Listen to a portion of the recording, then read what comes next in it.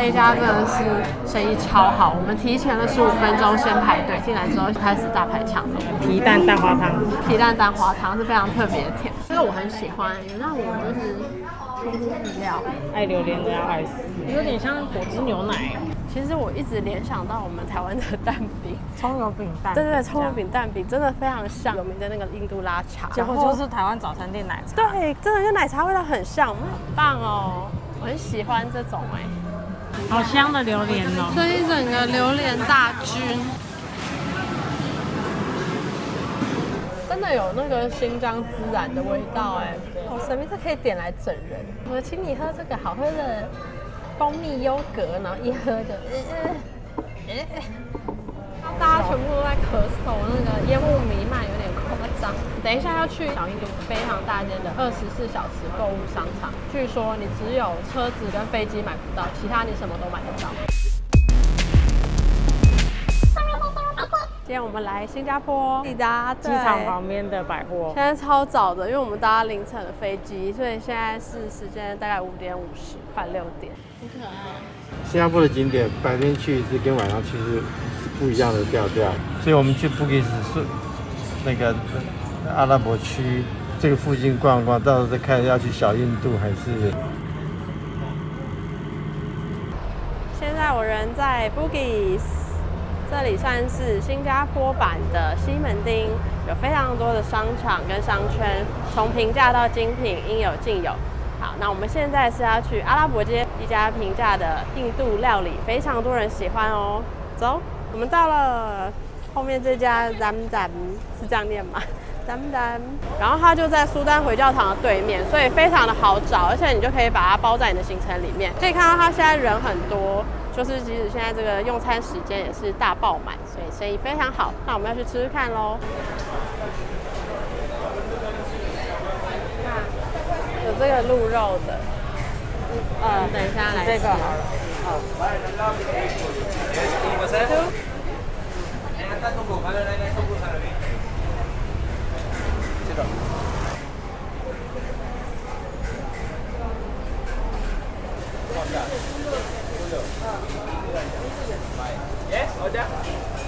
Here, this one. Yeah, why?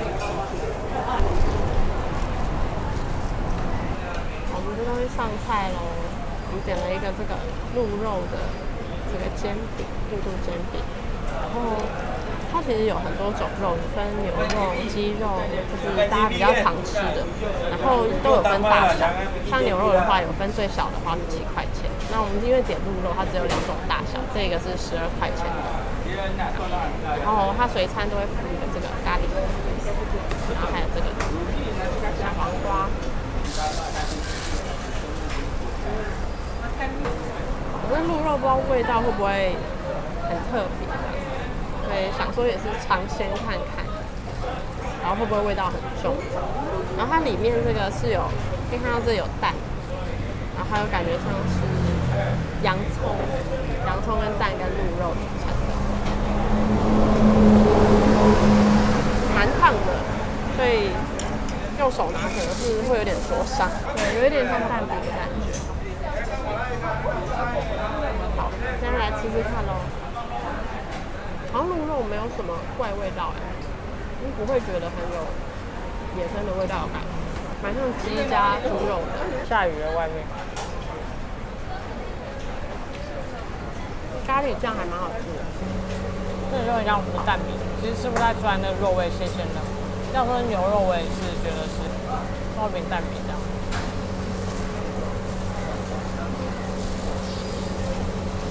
可以再加看看他们的咖喱酱，这咖喱加了一些洋葱，也有一些香料。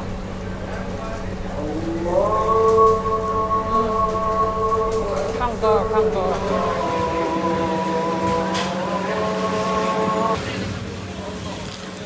那冰的会加5度。刚刚那家店人真的非常多，就是随时随地几乎都在客满的状态。然后它的食物，我觉得会。我们点它那个最有名的印度饼，其实我一直联想到我们台湾的蛋饼，葱油饼蛋，对对，葱油饼蛋饼真的非常像，那个口味跟那个口感真的都很像，尤其我们还有点它的有名的那个印度拉茶，结果就是台湾早餐店奶茶。对，真的跟奶茶味道很像。我们在想说是不是加了同一款奶精之类的那种味道。然后它的咖喱其实也有点像我们的辣酱。对，你就觉得很像吃葱油饼，大家会加一点辣酱，可以比较鲜鲜辣辣的提味的感觉。只是它当然是有咖喱香这样。那整体来说真的蛮好吃，而且你点一份，像我们点12块的鹿肉，2个人吃就真的是会饱。然后费用真的蛮便宜，因为这样子整个2个人花费起来是14.5新币，以这边消费来说，真的是算偏便宜、偏平价的。服务方面，我觉得可能生意太好了，所以那个看起来像老板的，有时候感觉比较没有耐心，对，他就会很强势，然后对，但是服务生其实蛮客气，但是那个收钱的老板感觉有一点凶，有点职业倦怠。对，所以。但是真的就是替大家也有省钱啦，在这个地方吃东西。现在要去哈兹巷，这是一个很文青的小巷，听说有非常多的个性小店在那里。对，还有阿拉伯街这2条逛一逛。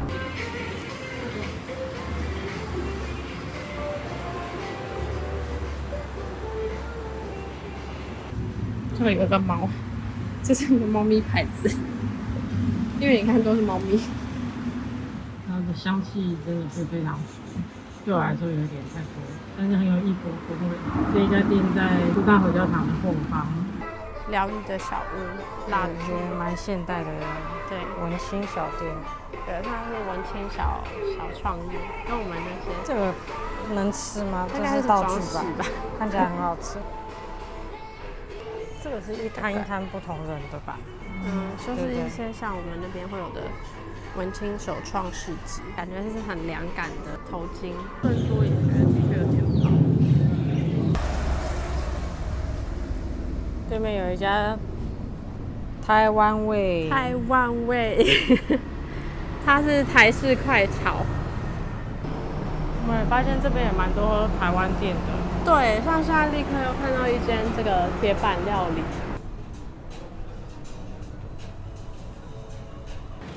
除了刚刚看到的香水店和文创市集，阿拉伯街上还有许多贩售织品以及灯饰的店家，风格华丽多彩、鲜艳无比，织品尺寸也相当的多元，从桌巾到地毯一网打尽，好像置身在阿拉丁的世界。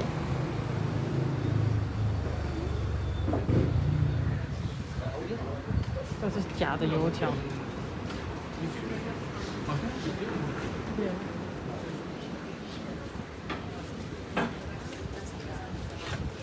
这不知道为什么很像观光客会带来的。对，因为都空空的，然后就盛一几个东西。这边有一个大的。好，3连拍哦，1、2、3。从阿拉伯街转哈兹巷就已经开始气氛有点完全不一样了，这边变得很彩色，然后很多小店，很喜欢耶。整个就变很旧，感觉有点像你知道什么吗？曼谷的考山路哦，很适合就随意找一家自己喜欢的小店，然后点个咖啡，最好是南洋风味的那一种。好棒哦，我很喜欢这种一些服饰店，觉得冰淇淋可以吃一下。然后因为现在天气很热，先去吃甜品。后面直接看到当地人穿越马路。对，这是一个新加坡式过马路方式，看起来也是非常随性。也不是随便穿越，看不懂，但是有点危险的路口。对，因为它是没有斑马线的，但是大家过得非常的好。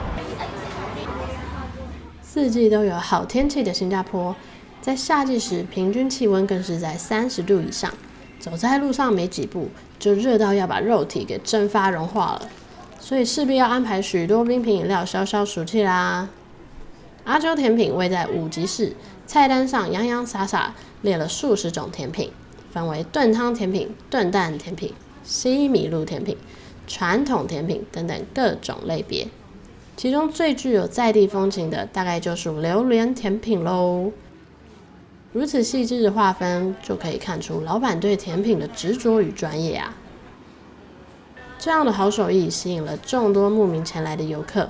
每天一到营业时间就会排起人龙，想吃的建议你早点到哦。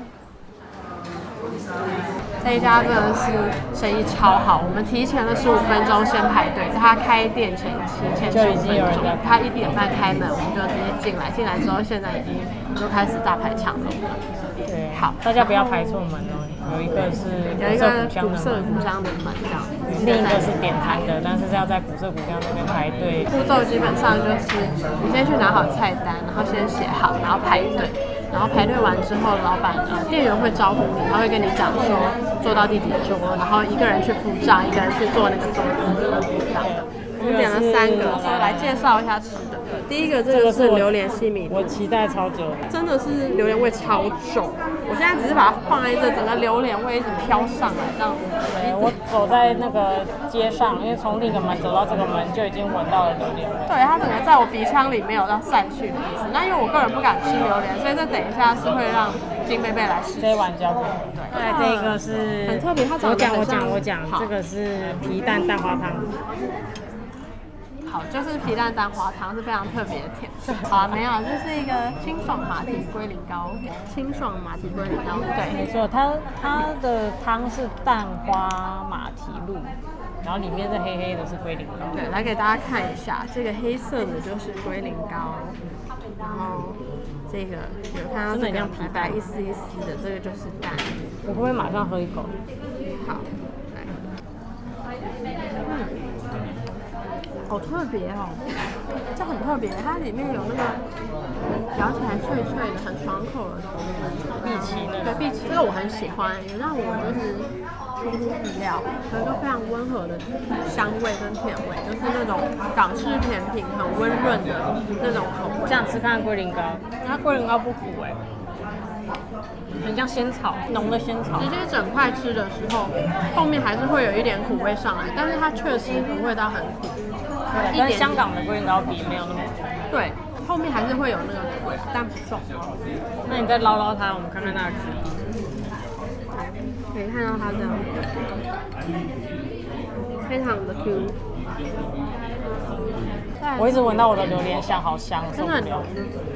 再来是我点的这个芒果西米露，因为在这边很热啊，夏天啊，一定会想要吃这种很清爽的芒果。那我认为这个芒果西米露算是它的招牌，我几乎看到很多网络上人都会点它。它的西米露里面是有这个比较大颗的脆冰块，然后西米露本身没有很多，但芒果还蛮多的，而且蛮大颗、蛮大块的，然后有那个牛奶的香气，有点像果汁牛奶。自己觉得它其实有点像冰淇淋，像芒果冰淇淋，然后搭配芒果的味道。我很喜欢，因为天气很热，吃这个甜的觉得很棒。这个应该是这边才吃得到的东西吧？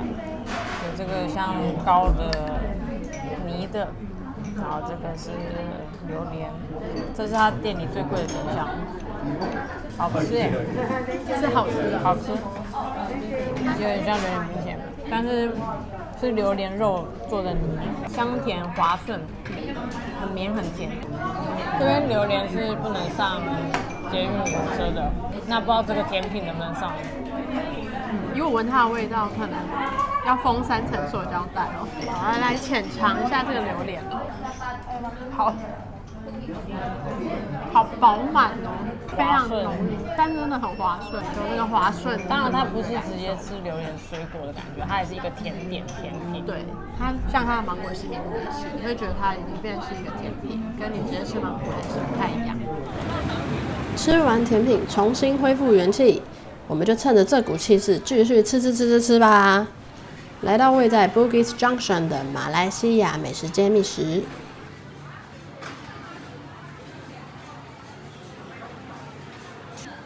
我们点了牛肉粉跟炒粿条，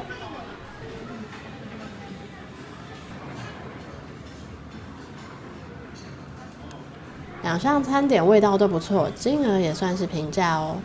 如果你刚好在附近想简单吃一顿，非常适合咯。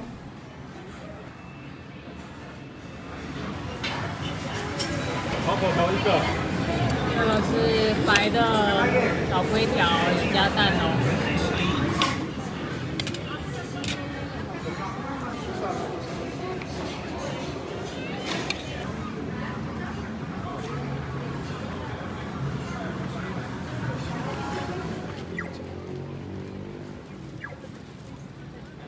吃饱喝足了，接着进入到 Bugis Street。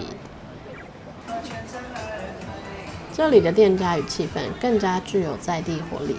市集内也有不少的小吃摊，像是我们遇到的这家，有嘟嘟糕，还有客家蒜盘子。神秘的名称就让我们忍不住研究了一下。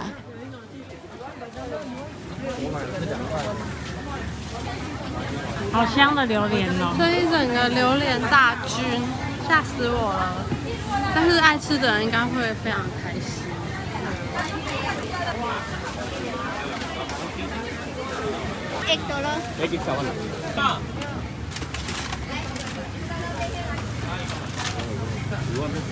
空嘞，他拿前面的包开了。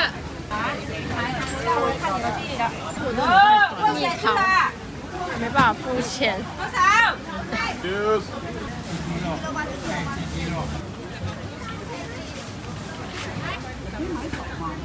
？9颗。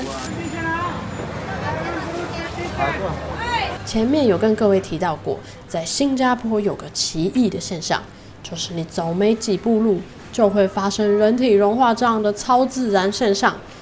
为了防止肉体消融的恐怖憾事发生，我们就需要定时补充水分。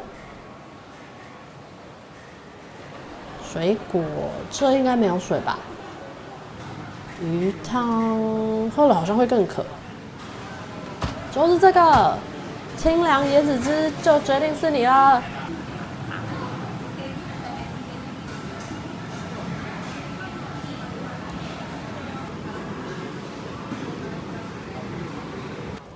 漫步在新加坡，很容易就能看到多元宗教的百花齐放，佛教、印度教、天主教。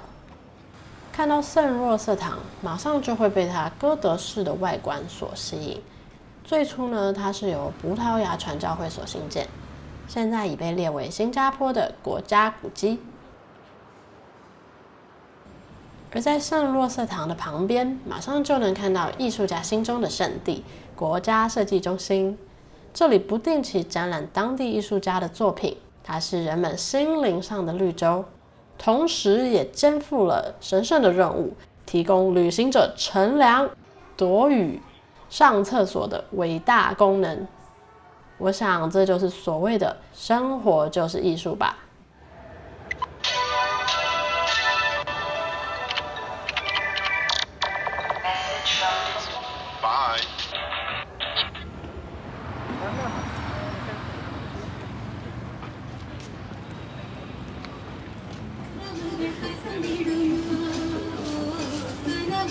它有3组。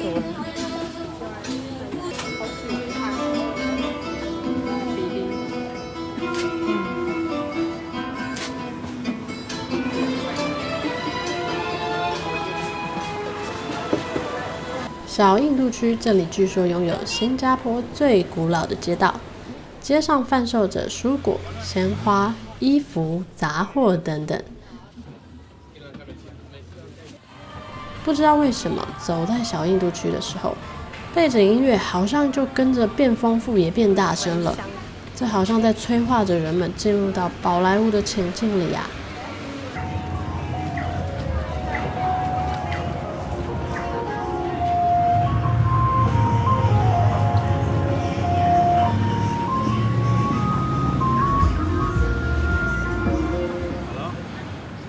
逛完街之后，别忘记我们的预防人体融化守则，赶快选一家餐厅补充水分吧。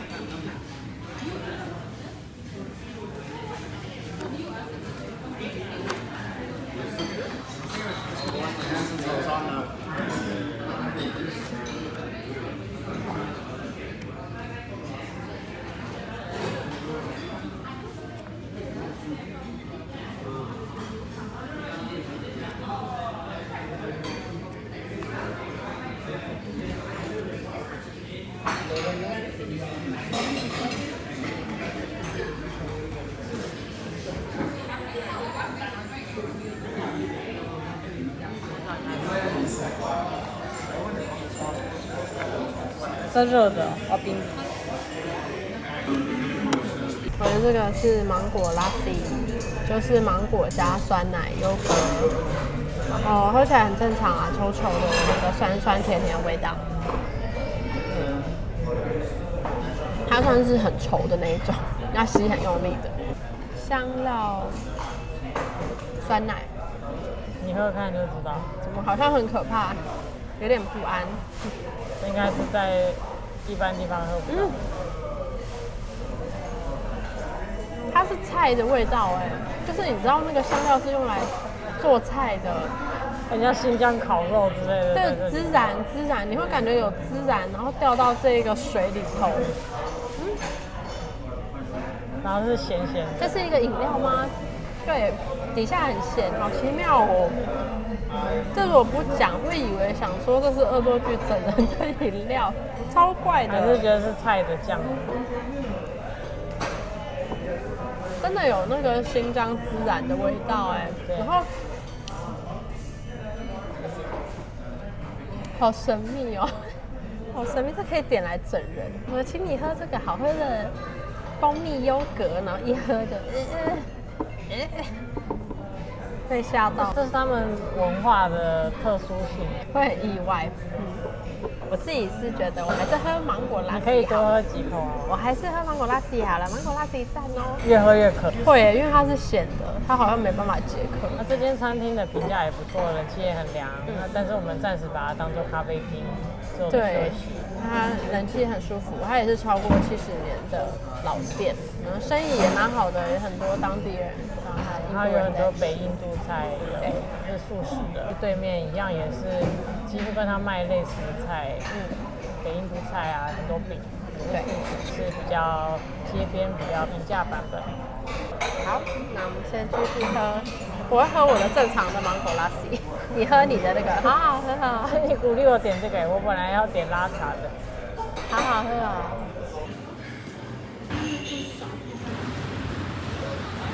沙发已经包括进去了，酒吧地比较好吃啦。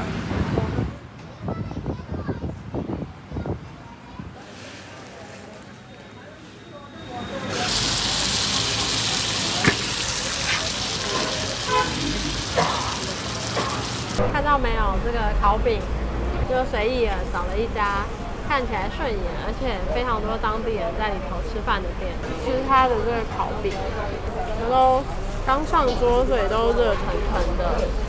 这个烤饼，非常的干爽，然后是有一些这样子的，可以撕开来。这饼是naan，然后也有一种chapati，但这边没有，所以我们点这个饼比较干。它这个就是没有加任何的奶油啊或是什么的，直接单吃，很干爽，我觉得很适合配东西。然后我们点了一个虾，对，配着这样子。虾超烫的，因为它这个是立刻现做，所以这虾现在铁板来非常滚。对，刚刚整个在冒烟，大冒烟，所以我现在抓它的尾巴还是有点烫。好，我点的是胡椒口味。虾子有加硼砂吗？有，一定有。我觉得它这个调味很像我们铁板牛柳热炒店的感觉。蛮像的。对，蛮像的，而且那个胡椒，然后又加上它加一些青椒，吃也很像，很好吃，很够味。那不过虾子就像你讲的是有硼砂感的虾头，这个烟雾弥漫，有点要中毒。隔壁桌的也在呛，对，是一个大家都要中毒的一个厨房，开放式厨房相当开放。这也太呛了吧！真的，好吃，全店一起呛。对啊，大家全部都在咳嗽，那个烟雾弥漫，有点夸张。而且这还是一个开放式的空间，还可以大家呛着脚。这个是羊肉咖喱，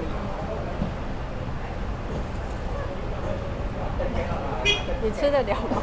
还蛮大的，肉有点硬，但是羊骚味不重，因为咖喱味很重。咖喱味很浓，然后肉的质感有点像满汉大餐里面的肉块，是代表蛮干的意思，偏干一点，但是然后炖煮的那种感觉。对，但是是纯肉，不是那种假肉。了解。等一下要去一间只有在地人好来观光客也会去，非常大间，在小印度非常大间的24小时购物商场，你在那边可以一站式买到。据说你只有车子跟飞机买不到，其他你什么都买得到。这么厉害啊？对，等一下要过去。好。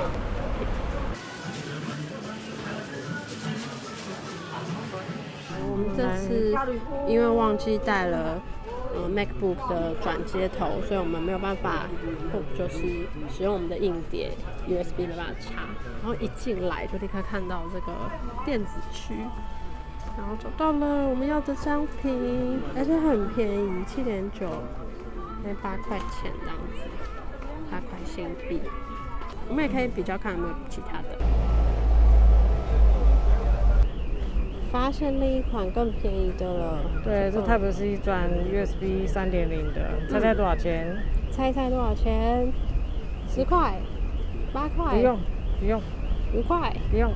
答案揭晓，噔！2.9，惊人的价格。就是它了。没想到这里竟然有卖黑胶。对，这不就是一些文青会喜欢的吗？穆斯塔法居然连文青的愿望都可以满足。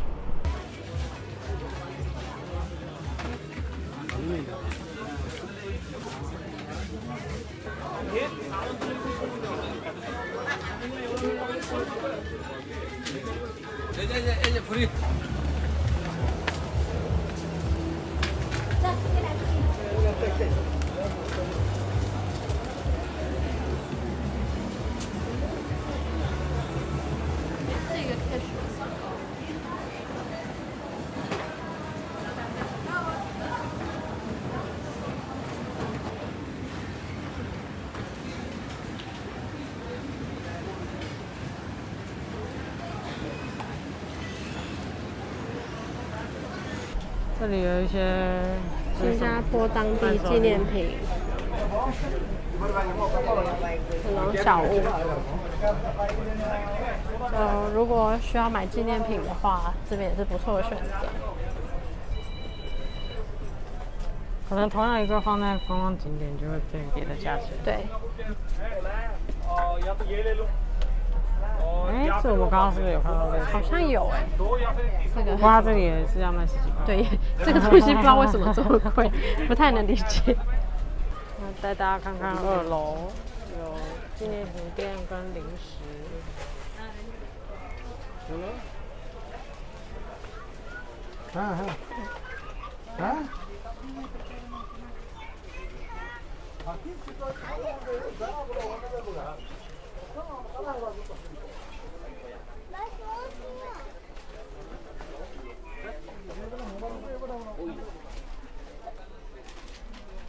就看一看就好。这是什么？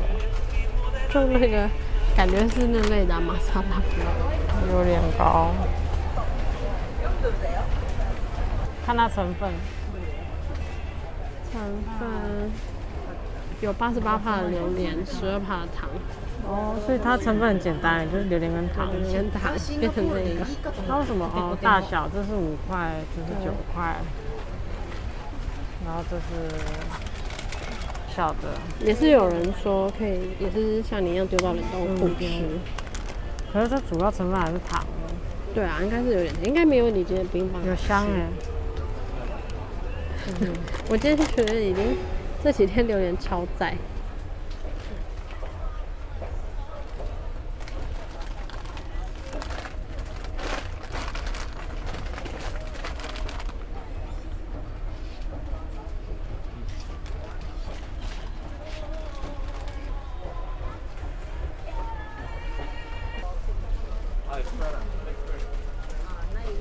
2楼有超多的零食跟巧克力，然后还有一区都是包包。然后我看大家最爱的就是零食，就是有人是买一整篮子都是巧克力的。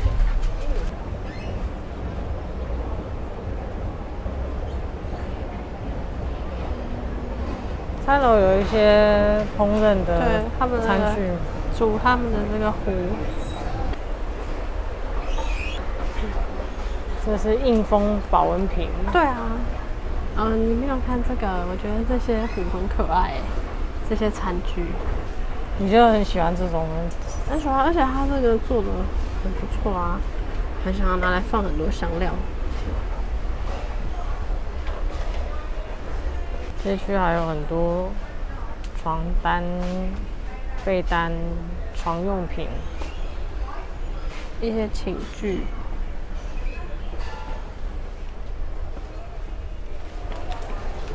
这个可以装很多饭呢。你看，你看，它好像不是，它有点像那个果，就它吃的那个东西。哦，你看这个，然后所以一次可以蒸很多个。那它那个放鱼的盘子好像很华丽，很猛哎，很美，很美。这是鱼的哦。应该是吧，就底下可以放酒精膏啊，你可以放鱼以外的东西，你任何想放的都可以。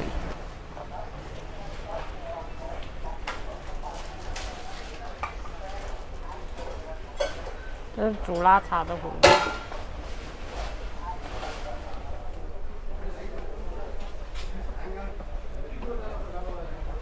这个彩虹大饭勺，就是产鱼的这样。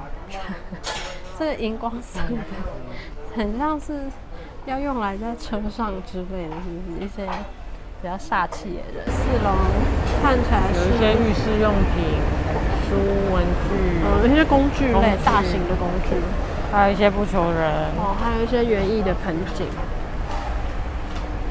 行李箱的锁，行李箱用的。刚刚2楼有卖行李箱跟一些包包，我们没有走过去。一些工地用品。你看这个，你看这个，你知道这个是什么？就是这个人被切断了，不是，是丢垃圾的时候衣服要拉好，不能露出来。会被切断是不是？会被是切腰不能露出来，有碍那这个观瞻。给你这样子。有一些上学的人可以来买的东西。这些是什么啊？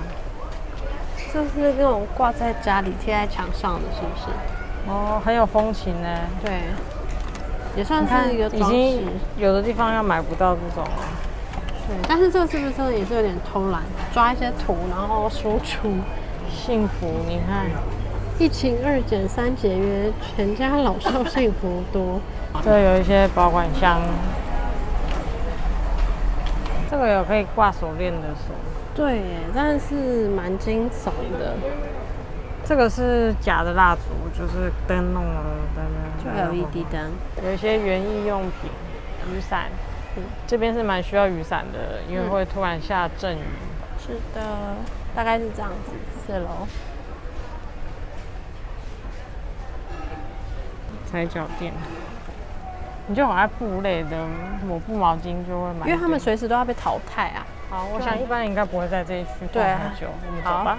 4楼就先这样吧。哎，那边有电梯耶，好像可以坐电梯。地下2楼有很多玩具，超多玩具。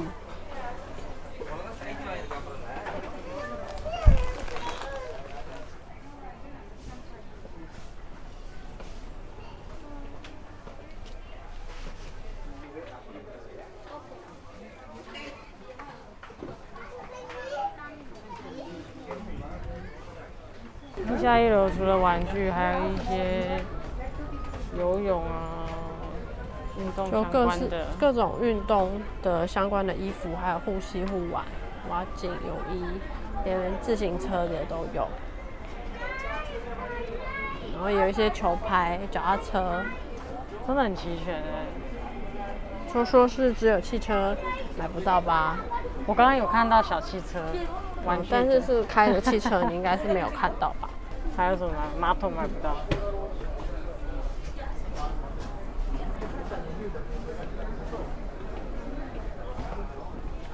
这一区也有零星的电子产品，对，所以说真的，电子产品算是蛮集中，也蛮多的。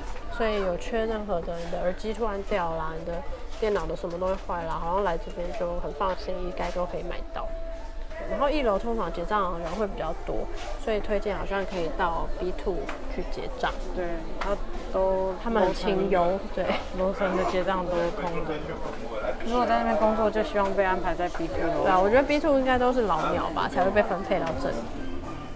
很多而且它有的是有品牌的，它也不是说都是来路不明的东西，像那边有尼康、大疆、Sony、OPPO、Samsung 各个品牌的东西。刚刚也有看到卖 PS 相关的，对，这是很正常正派的。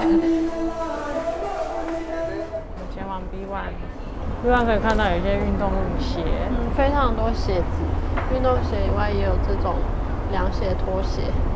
B1是一个鞋子区，整个鞋子店都在这边 ，ABC Mart 的感觉，但是都摆放的很随性，这样逛起来有时候也很没压力啊。对，可以照自己的节奏逛。对，因为这个应该是那个服务员应该不会太用心的呵护你。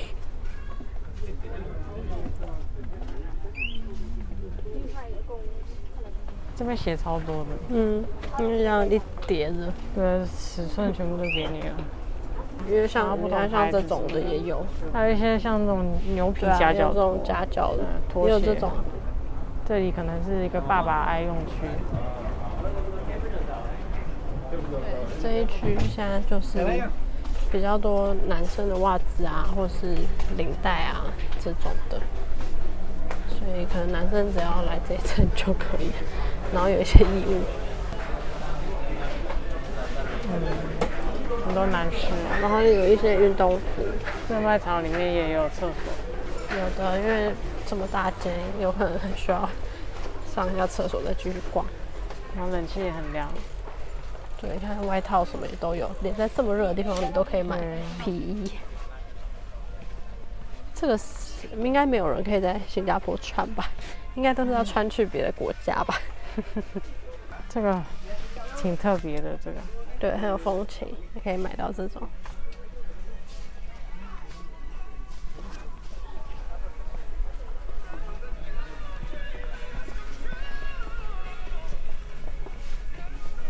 突然有一些婴儿用品，对，而且很突然间的出现了 ，baby 蚊帐，会想说前面突然很爸爸，然后这边画风一变，可能是带着婴儿的爸爸。这里就是小朋友的衣服嘞，对，突然间是童装了。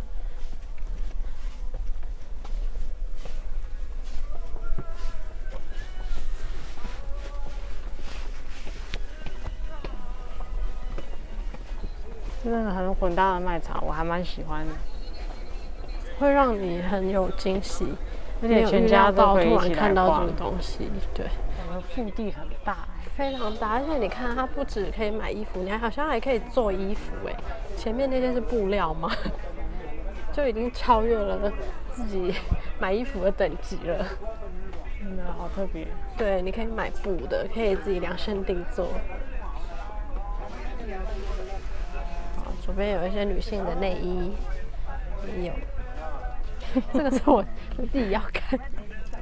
这里是一楼，有很多电子产品，还有像这个万宝龙的笔，对，还有一些 LED， 有很多的手表跟太阳眼镜，还有一些女性的饰品。它这些饰品有的会比较早关门，所以说真的是要逛这些金光闪闪的，可以早一点来。没错。你在绑头发？你有需要绑头发的吗？不用好了。这是那个就是他们的手环。哦，对，他们很多那个戴在手上，非常多的表，还有太阳眼镜、雷朋，这种绑头发的小朋友的绑头发发饰。对，穆斯塔法购物商场非常大间。从一直左边那边指不完，一直到路口这边都是。它位在小印度区，所以从小印度捷运站这边走大概要10分钟到15分钟的路程。然后它总共是一直到营业到晚上凌晨2点，所以不用担心可以购物到很晚。它虽然这边是写24小时，但是门口有写到凌晨2点。对，现阶段就是营业到凌晨2点。那它总共有6层楼，每一层楼有不同的商品。那基本上你只要来这边，你的全家任何的生活用品都可以在这边找到，包含衣服、鞋子、玩具、图书、吃的、用的。对，所以生活用品，还有零食、食物，还甚至锅子、脚踏车、运动商品，什么东西都有。而且是男生、女生、小孩、大人全部都有的那一种，所以可以来这边好好逛一逛。那我觉得商品的价格也相对来说是比较便宜一点的。1到4楼跟地下室有2层楼，它旁边有电梯，中间也有手扶梯，冷气也开得很凉。对，腹地很大，大家可以慢慢逛。结账可以在各楼层，所以如果你要结账的那一层排队人太多，其实可以去楼上或楼下。通常1楼都是最多人排队的，所以建议就是避开这个楼层，其他楼层结账的人潮都少一些。推荐给大家，很推荐哦。